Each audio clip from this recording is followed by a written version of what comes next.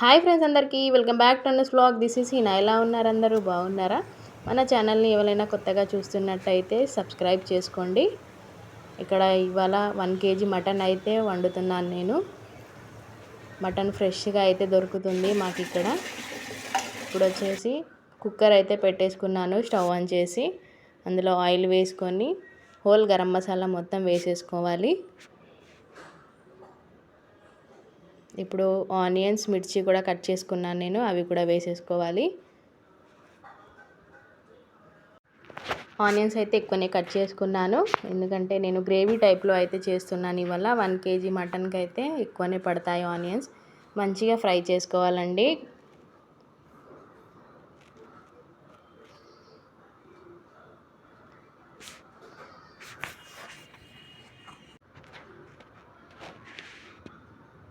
చూసారు కదా, ఇలా అయితే ఫ్రై కావాలి మంచి.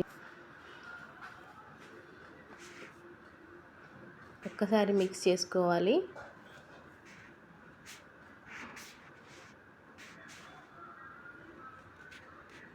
ఇప్పుడు ఇందులోకి జింజర్ గార్లిక్ పేస్ట్ అయితే వేస్తున్నాను. పసుపు చిన్న స్పూన్ తోటి అయితే 4 స్పూన్స్ అయితే వేసాను. మీరు ఎంత తింటే అంత వేసుకోవచ్చు. కారం కొంచెం మాది ఇది స్పైసీగానే ఉంటుంది, అందుకనే తక్కువగానే వేసాను. ఒక్కసారి మిక్స్ చేసుకొని ఇప్పుడు వాష్ చేసుకున్న మటన్ అయితే ఇందులోకి వేసేసుకోవాలి.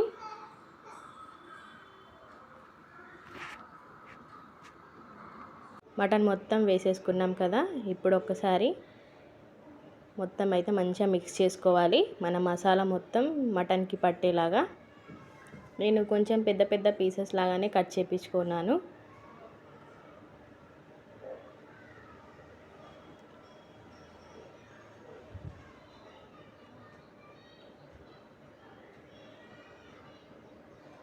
ఇలా అయితే మిక్స్ చేసుకున్నాను కదా, లిడ్ పెట్టేసుకొని ఒక 5 to 10 minutes వరకు అయితే కుక్ చేసుకోవాలి. చూడండి, ఇలా అయితే కుక్ కావాలి.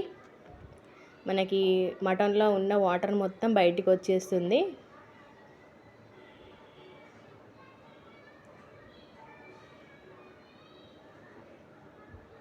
చూడండి, మనకైతే మటన్లో వాటర్ ఉంటాయి కదా, అవి అయితే బయటికి వచ్చేసాయి. అవి మొత్తం మంచిగా ఫ్రై కావాలండి, వాటర్ మొత్తం. చూడండి, ఇలా అయితే ఫ్రై కావాలి మనకి.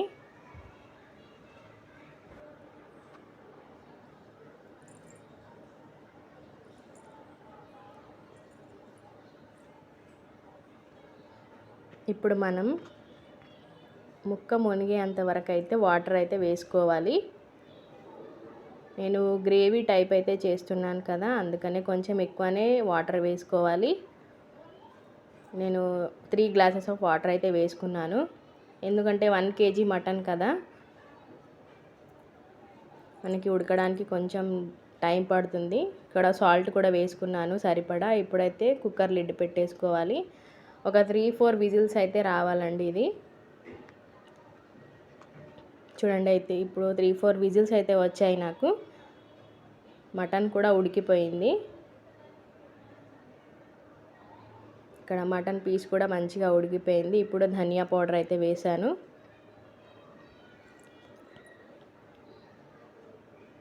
గరం మసాలా కూడా వేసుకోవాలి.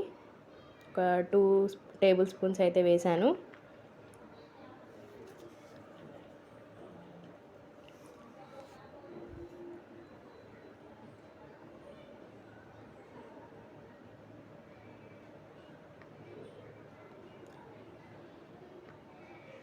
ఇక్కడ నేనైతే సాల్ట్ ఉందా లేదా అని అయితే చెక్ చేసుకుంటున్నాను.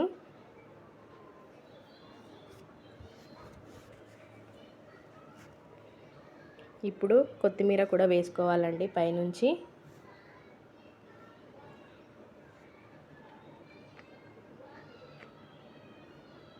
ఏ కర్రీలోనైనా కొత్తిమీర ఎక్కువగా ఉంటే చాలా టేస్టీగా ఉంటుంది.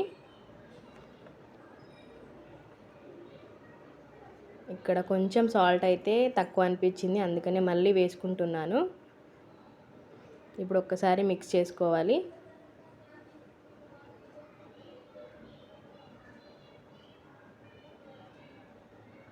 కొత్తిమీర వేసాక ఒక్కసారి మిక్స్ చేసుకొని స్టవ్ ఆఫ్ చేసుకోవడమే. ఇది ఇంకా చిక్క పడిపోతుందండి కర్రీ. చూడండి ఇక్కడైతే నేను కర్రీ కూడా బౌల్లోకి తీసేసుకున్నాను. మన మటన్ గ్రేవీ కర్రీ అయితే రెడీ అయిపోయింది. మీకు కూడా నచ్చిందనే అనుకుంటున్నాను. ఇంట్లో అయితే ట్రై చేయండి. మరి ఈ రెసిపీ మీకు నచ్చినట్టయితే ఒక లైక్ అయితే చేయండి, షేర్ చేయండి, కామెంట్ కూడా చేయండి. నా ఛానల్ని అయితే సపోర్ట్ చేయండి. బాయ్ మరి.